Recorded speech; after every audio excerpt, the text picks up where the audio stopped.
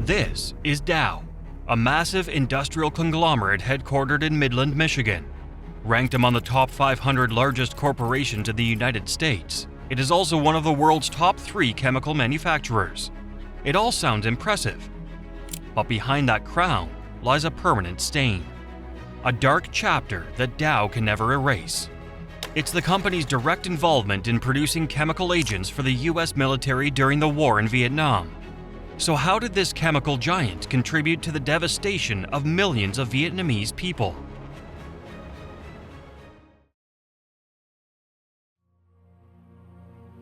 Imagine you're a farmer living in central Vietnam in the mid-1960s. You know that war has broken out beyond the horizon, and most people from your village had decided to leave. But to hold on to the ancestral land, and in hope that your loved ones will one day return, you choose to stay. You live in silence, clinging to the little piece that remains amidst the chaos, in a small village on the edge of a tropical forest. Then one day, the roar of engines tears through the sky. Aircraft appear overhead, followed by a strange pattering sound. But this is not the familiar, soothing rain you knew. Even worse, the unusual liquid falling from the sky was not water, but a deadly chemical used by the US military to strip away the forest near your home. That orange rain did not just destroy the land you lived on. It marked the beginning of a dark chapter in your nation's history, one filled with pain, loss, and lasting consequences that would span generations. Behind that suffering lies the responsibility of many actors, and one of the biggest names among them is Dow, the corporation that manufactured the toxic chemicals. This company was founded in 1897 by chemist Herbert Henry Dow, a pioneer in applying electrolysis technology to extract bromine from underground brine, a groundbreaking innovation at the time. This invention quickly brought Dow recognition, especially with its flagship products like bleach and potassium bromide. However, the company's rise was anything but smooth. From the very beginning, Dow faced fierce competition from major European giants, particularly from Germany, which dominated the chemical market at the time. However, due to smart investment in research and development, Dow gradually established its position and built a strong foundation in the United States. The true turning point came when the 2 world wars broke out, cutting off chemical supply chains from Europe. In response, the US government was forced to strengthen its domestic chemical industry, and Dow emerged as a leading player. From a modest company, it rapidly expanded its production capacity, supplying the nation with strategic materials such as phenol, magnesium, and synthetic rubber. This period marked Dow's transformation into a cornerstone of the American chemical industry. One might think the company had reached the height of its success, but the leadership at Dow wasn't satisfied. Despite its growing reputation, Dow had yet to win over one particularly wealthy but notoriously demanding client: the United States military. Amid the intensifying Cold War, Washington, D.C. was pouring vast sums into defense in an effort to boost its deterrence capabilities against the Soviet Union. The defense market was a lucrative prize. Yet, by 1965, Dow ranked only 75th among the Pentagon's top defense contractors. That was not good enough. Determined to change its fortunes, Dow began looking for opportunities. Their luck came in 1965, when the Pentagon opened a bid to find a supplier of napalm bombs for the war in Vietnam. Technically speaking, napalm is a relatively simple weapon to produce, but the devastation it causes is beyond imagination. Its composition resembles a mixture of gasoline and thick adhesive. Upon impact, it clings to surfaces and burns intensely at extremely high temperatures until there's nothing left to consume. Bombs, of course, do not discriminate, and countless innocent civilians in Vietnam became victims of this horrifying weapon. Eyewitnesses recounted the scene as victims with eyelids so burned they could not be shut, and flesh that looked like swollen, raw meat. Nevertheless, in Vietnam, the US military needed a weapon capable of wide-scale destruction to burn down villages, clear forests, and expose the battlefield. And with its massive destructive impact, affecting areas up to 30 meters per bomb, napalm became the weapon of choice, despite its inhumane toll on civilians. Back to the Pentagon's bidding process. Dow won. From 1965 to 1969, Dow became the exclusive supplier of napalm bombs for the US military. But fate had other plans for the Michigan-based company.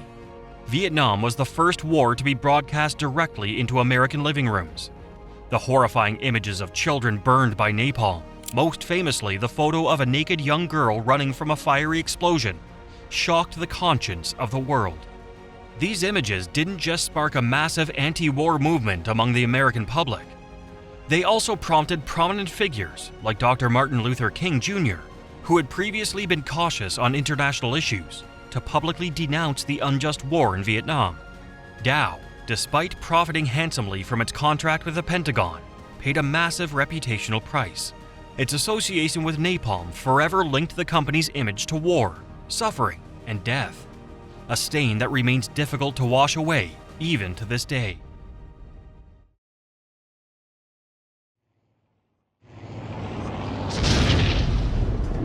But Dow's involvement in Vietnam did not end with just the fiery napalm bombs. The Michigan-based company was also one of the key actors behind a far more insidious and persistent weapon, a chemical that doesn't explode, doesn't burn, but leaves wounds that never heal, in not only the soil but also the bodies of human beings. That weapon was Agent Orange. And Dow, along with Monsanto, was the main supplier of this chemical to the US military during the Vietnam War. So, what exactly is Agent Orange?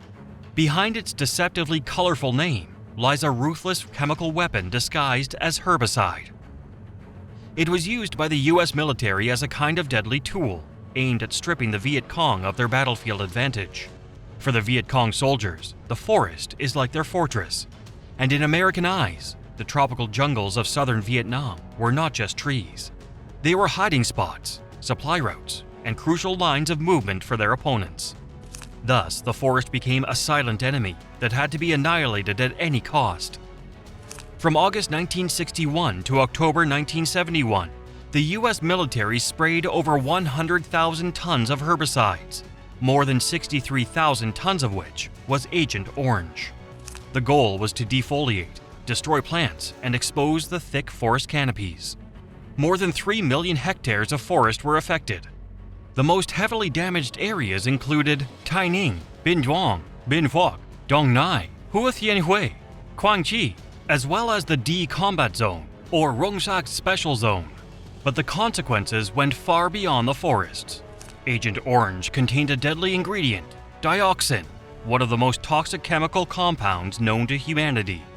According to the US Environmental Protection Agency, dioxins refer to a group of toxic chemical compounds that share certain chemical structures and biological characteristics. They're called persistent organic pollutants, or POPs, meaning they take a long time to break down once they're in the environment. They are especially highly toxic and can cause cancer, reproductive and developmental problems, damage to the immune system, and can interfere with hormones. The dioxin concentration in Agent Orange used in Vietnam was extremely high, averaging around 10 milligrams per kilogram of herbicide, well above any internationally recognized safety standard. The method of dispersal further magnified the disaster. According to historical records, the first herbicide spraying mission took place on August 10, 1961, in the north of Kon Tum, a province on the central highland of Vietnam, using an H-34 helicopter equipped with spray systems.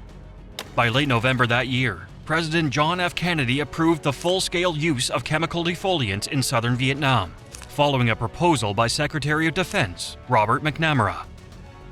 But helicopters alone could not meet America's ambition for rapid deforestation. So the US military turned to its strategic airlift fleet, centered around C-123 aircraft for Operation Ranch Hand. These planes could carry vast quantities of chemicals and fly at high altitudes, releasing sprays 80 to 100 meters wide and up to 18 kilometers long in less than 10 minutes. Beyond the forests, the use of aircraft as the main spraying vehicle also severely affected the infrastructure of southern Vietnam. This included air bases, which served as logistical hubs for large-scale herbicide operations. According to research by Vietnam's Ministry of Defense, from 1993 to 2003, 3 major air bases became dioxin contamination hotspots. including Da Nang, Bien Hoa, and Phu Quoc. These were the main bases where the US military stored, loaded, and handled Agent Orange. From storing chemicals to loading aircraft and washing out containers afterward, these operations led to massive dioxin leakage, which seeped deep into the soil and groundwater, accumulating in sediments and forming long-lasting, hard-to-treat environmental contamination. As a result, millions of cubic meters of soil were poisoned, seriously damaging the local environment and hindering post-war recovery. But the worst legacy of Agent Orange is not found in jungles or air bases. It's found in the human body. Around 5 million Vietnamese people were exposed to chemical agents during the war, and over 3 million have been identified as direct victims of Agent Orange. Even more tragically, the suffering didn't end with those who lived or fought in the sprayed zones. Their children, grandchildren, and even great-grandchildren have also borne the consequences. From birth, many babies have had to live with severe congenital deformities, malformed bodies, or completely absent cognitive function, a horrifying genetic legacy passed down from a wartime chemical. Common conditions among the descendants of Agent Orange victims include blindness, deafness, mutism, and serious developmental disorders. Millions of families cannot have children, or if they do, are forced to witness their kids born with disfigured bodies, living in pain, or dying. Because of all this, Agent Orange victims in Vietnam are often described as the poorest of the poor, bearing all the hardships as a result of the war. They carry not just the physical scars of a war long gone, but serve as living witnesses to a humanitarian disaster that has never been addressed with justice.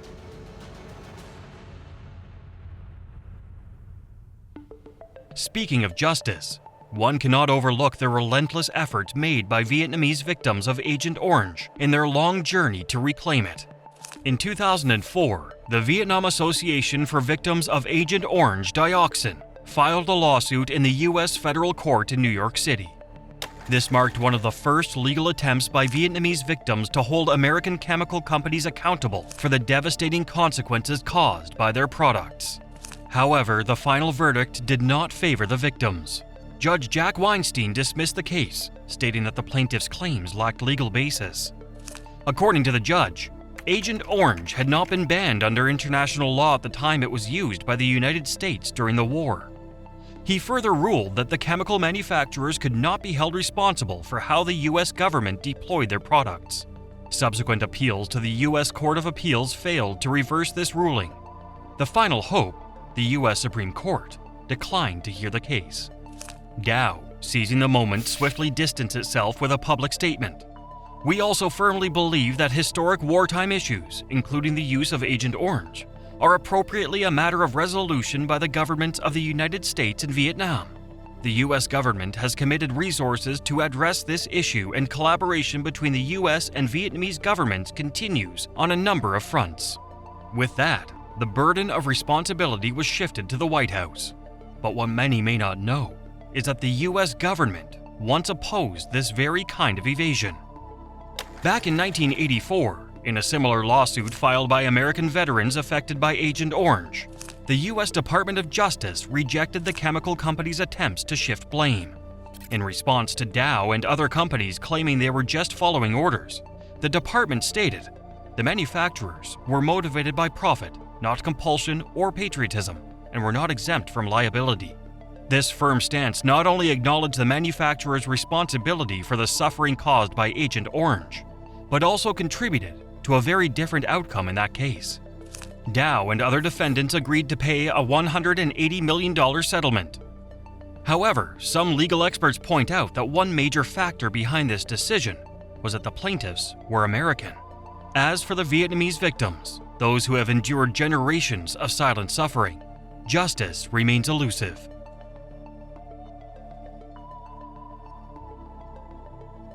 The war is long over. The sounds of gunfire and bombs now belong to memory. Vietnam-US relations have grown stronger and more comprehensive across many fields.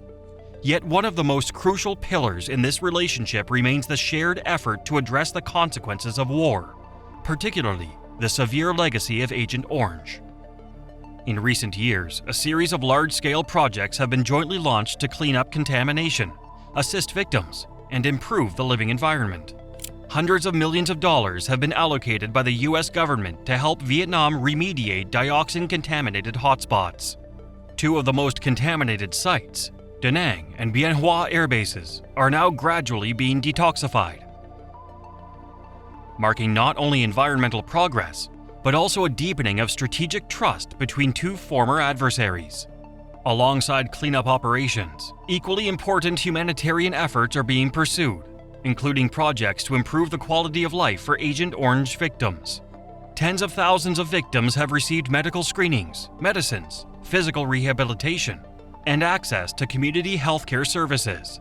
Yet, despite these meaningful advances, a significant void remains. That is, justice.